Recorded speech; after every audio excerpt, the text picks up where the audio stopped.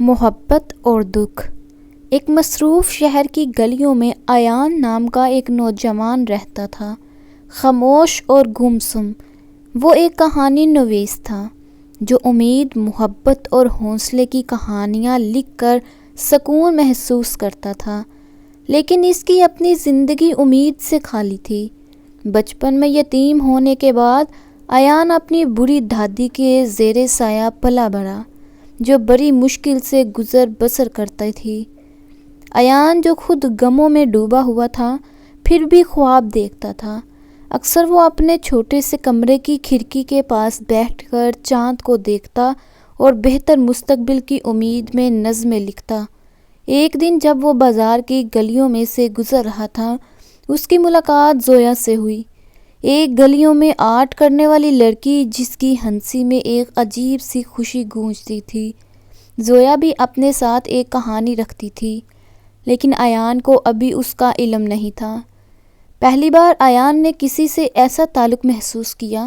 اسے نہیں معلوم تھا کہ وہ زویا کی آرٹ اس کی مسکراہٹ یا اس کی زندگی کو دیکھنے کے انداز کی طرف کھینچا چلا جا رہا تھا، لیکن اس کے دل کے دبے ہوئے جذبات جاگنے لگے، اور اس طرح ان کی کہانی کا پہلا باب شروع ہوا۔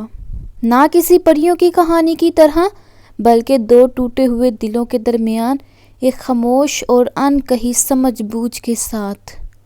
دوستو، اگر یہ ویڈیو اچھی لگ رہی ہے تو ویڈیو کو لائک لازمی کریے اور چینل کو سبسکرائب بھی کریے۔ تعلق کی گہرائی۔ ایان اور زویا کی ملاقاتیں بڑھنے لگی۔ ہر دن ایان زویا کی آرٹ دیکھنے اور اس کے ساتھ چند لمحے گزارنے کے بہانے ڈھونڈتا۔ زویا کی پینٹنگز زندگی کے ان پہلوؤں کو دکھاتی تھی جنہیں اکثر نظر انداز کیا جاتا تھا۔ اداس چہرے، بے سہارا بچے اور خزاں کے سائے میں کھلتے پھول۔ ایان کو محسوس ہوا کہ زویا کی مسکراہٹ کے پیچھے ایک گہرا دکھ چھپا ہوا ہے، لیکن وہ پوچھنے کی ہمت نہ کر سکا۔ ایک دن زویا نے ایان سے پوچھا، تم اتنے خاموش کیوں رہتے ہو؟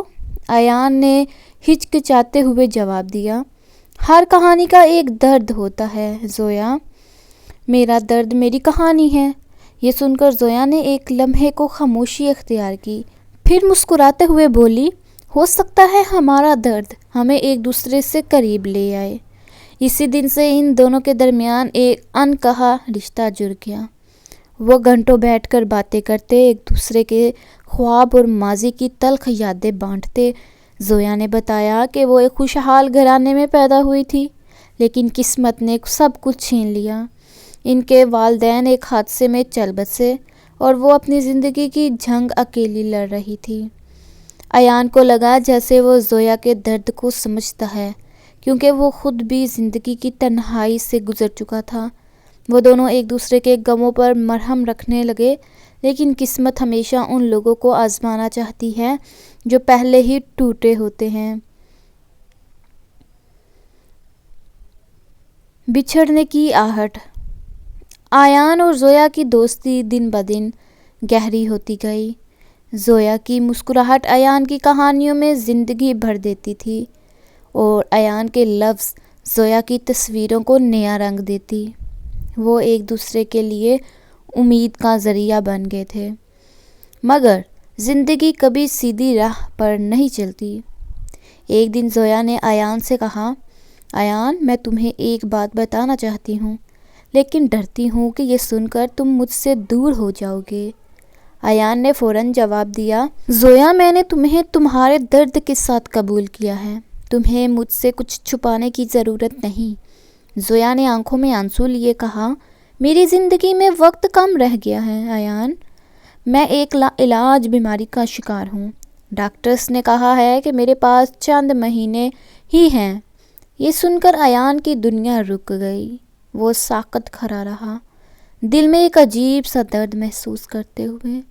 زویا کی آنکھوں میں معذرت کا احساس تھا، لیکن وہ مسکرا رہی تھی، جیسے اپنے غم کو چھپانے کی کوشش کر رہی ہو۔ ایان نے کانپتے لہجے میں کہا، زویا، تم نے مجھے وہ دیا ہے جو میری زندگی میں کبھی نہیں تھا، محبت، دوستی اور جینے کی امید۔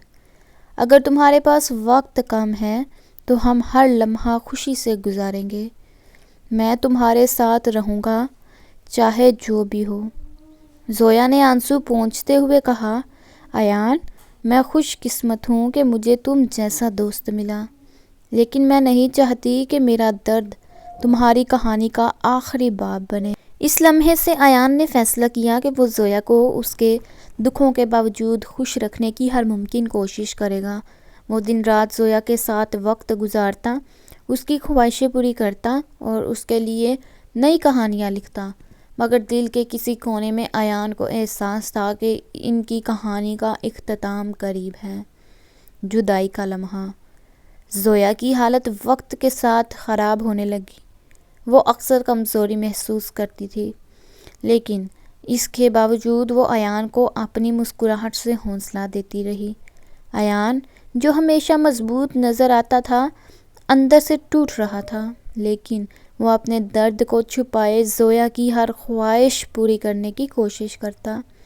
ایک دن جب سورج غروب ہو رہا تھا، زویا اور ایان ایک پارک میں بیٹھے تھے، جہاں زویا اکثر اپنی پینٹنگز کے لیے خیالات لیا کرتی تھی۔ وہ بہت کمزور لگ رہی تھی، لیکن ان کی آنکھوں میں سکون تھا۔ زویا نے ایان سے کہا، ایان، کیا تم میری کہانی بھی اپنی کہانیوں میں لکھو گے؟ ایان نے کانپتے ہوئے کہا، تمہاری کہانی ہمیشہ میرے دل میں رہے گی زویا، تم میرے الفاظ کا سب سے خوبصورت حصہ ہو۔ زویا نے ایک لمحے کے لیے آسمان کی طرف دیکھا اور مسکراتے ہوئے بولی، میں نے اپنی زندگی میں دکھ دیکھے، لیکن تم نے مجھے وہ خوشی دی جس کا میں نے کبھی خواب بھی نہیں دیکھا تھا۔ اگر میرے پاس وقت کم تھا تو تم نے اس وقت کو خوبصورت بنا دیا۔ اچانک زویا کی آواز دھیمی پڑنے لگی اور وہ ایان کے کندھوں پر سر رکھ کر خاموش ہو گئی۔